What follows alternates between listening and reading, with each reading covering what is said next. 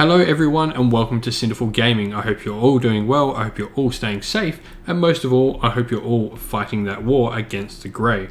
Today we've got a video in our Collecting a Battalion series. And so before we get into the main video, let's have a chat about what this series is all about and what we are hoping to achieve with it. So to do so, I think it's best that we explain what a War Scroll Battalion is first of all. A War Scroll Battalion is a special formation comprised of various units that by taking will give you access to additional abilities for the units inside said War Scroll Battalion in-game. Why are we doing what we are doing? So, collecting a battalion can be a great way to collect to a theme. It gives you a goal to strive towards and an endpoint to reach. By doing so, you can get bonuses for playing with models that thematically go together and a chance potentially to try out models you might not otherwise take because they might not be optimal outside of the battalion. What's the plan with this series though? And so what we're going to do is we're going to try and build an army focusing around the battalion. We're going to thematically build upon the battalion if required. Some battalions don't make up a full 2,000 point army, so we're going to expand upon them thematically, and we will also give ourselves a framework to set an end goal within. So with that all out the way, let's get into the meat of this and we'll go into the video proper right now. So today we're going to be looking at another Cities of Sigmar battalion, and this one is going to be the Phoenicium Cities specific battalion, the Phoenix Flight. Let's talk a little bit about Cities of Sigmar to begin with though, and so to start with, Cities of Sigmar is split into 7 different sub-factions, of which you must choose to be a part of one of these particular sub-factions. Each of these sub-factions has its own particular battalion that is only available to that specific sub-faction, and in this case, Phoenicium can take the Phoenix Flight.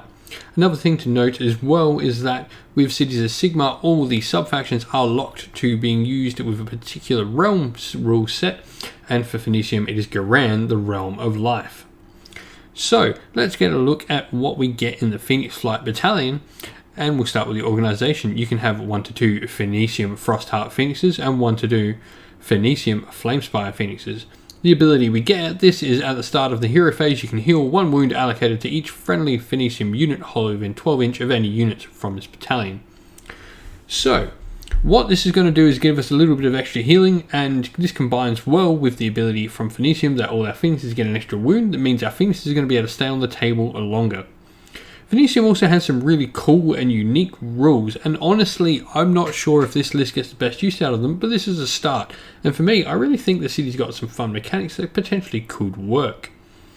One of those in particular is when a unit dies in a phase, you can get +1 to hit and wound in that phase in combat. So this only really works in the combat phase, but could have some hero phase implications, but really nothing that I've sort of seen come up. It's mostly just combat, so there's some ways you can play around with this and make it work in combat. But we'll get talking about those as we look through the list. And so let's start looking into the list we've got today. And to start with, we are obviously the Cities of Sigmar army, sub-faction Phoenicium, and the realm Garan, the Realm of Life, as we have to be part of Phoenicium. So to start with, we're going to have an Anointed on Frostheart Phoenix as our leader. He's going to be our general. He's going to have the command trait Seeker of Vengeance and the artifact the Jade Wound Thorn. So Seeker of Vengeance, if a model dies on the table, he gains an extra attack. However, if 5 models die in that turn, then he gains an extra 3 attacks. This is why we've given him the Jade Wound Thorn, because it's going to be a massive amount of attacks, hopefully trying to roll some 6s there and get some mortal wounds in addition to his normal damage. I don't really know if there's anything better for the output of this. Potentially Guy Strike might make him hit and wound better, but once again, if we're going to have units dying potentially to help us sort of get the hit and wound benefits, I don't know whether Guy Strike is really useful. But I do think this is like a nice little combo just to up his damage potential a little bit. He's mostly going to be there to stay in protracted fights and really pick off enemy units that sort of go outside their sort of safe zones.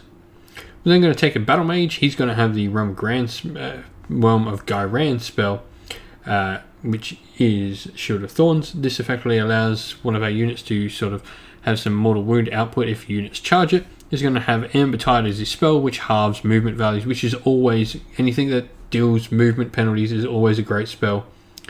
and this is no exception. They help you control the game, and as we all know, movement is how you win games of Age of Sigmar. It is key. Our last hero is going to be a sorceress. She's going to have the artifact, the Wand of Restoration. This allows her to pick a unit around her and just heal one wound. This is some extra healing, keeping those phoenixes up and fighting. She's then going to have the spell Golden Mist, which again is more healing.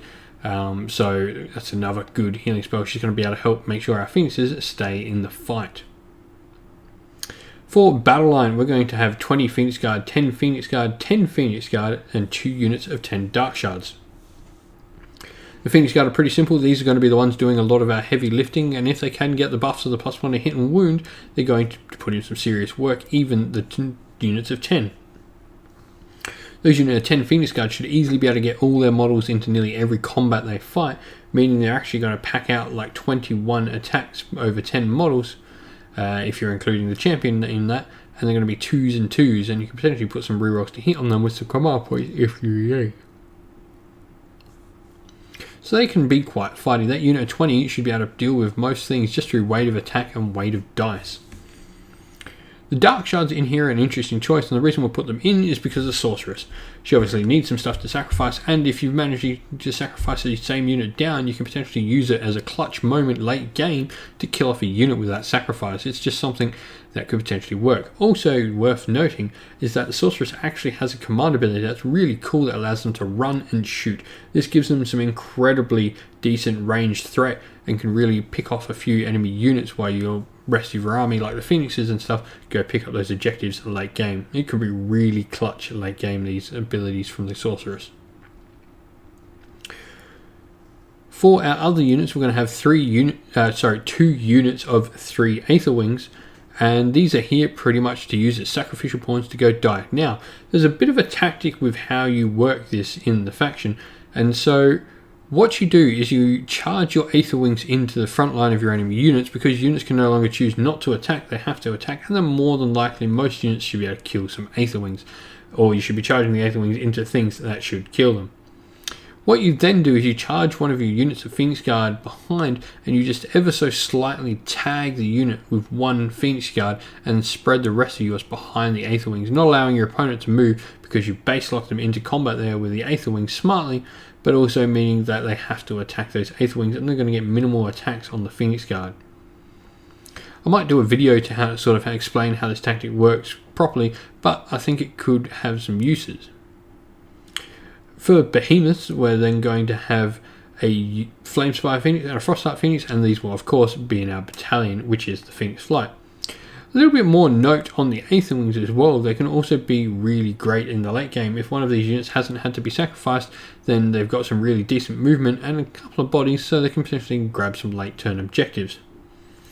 The Phoenixes here are really to stay with your Anointed, and these should act as a roaming band of destruction, smashing the way through most things. You should also be able to keep that Flamespire Phoenix at very high health, meaning his sort of pass over drop fire ability should be doing a lot of damage over the course of the game. This list here is more than any of the other ones I've done, very much a test list. It's really interesting, Phoenicium, and I'm not sure if I've managed to make the best list with this one, in all honesty. I think there's a lot more that can be done, and potentially maybe other ways to try and build this list and make it work. But Phoenicium it does seem the one that's a little bit harder to unlock than the rest of the cities. I'd really be interested to hear lots of thoughts about how to build Phoenicium lists and what you're doing if you are running Phoenicium at all. Definitely all that sort of stuff is welcome information that I'd love to hear about from.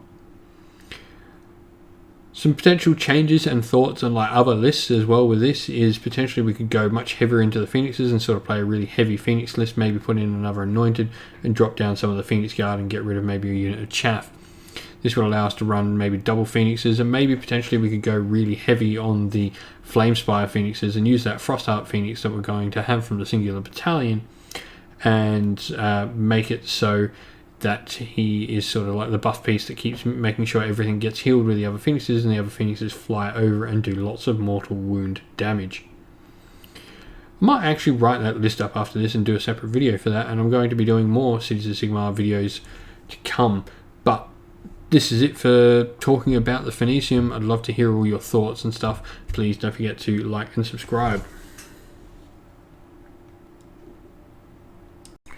But thank you all for watching. I hope you really enjoyed this first video in the series, and I hope we can continue to provide you with more and better videos in this series.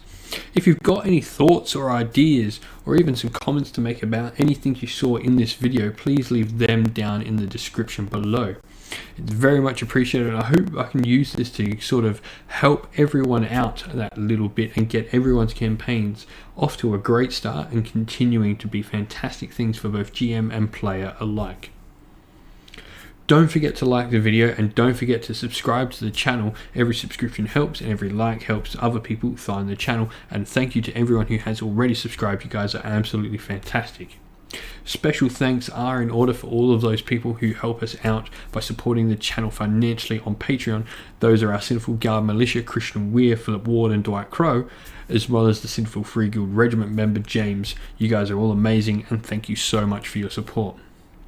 We'll continue to put out more content like this and on other subjects on the channel, and we hope you'll support us in the future as well as now. Thank you once again. Stay safe, stay well, and most of all, keep fighting the war against the Grey. We'll see you again real soon.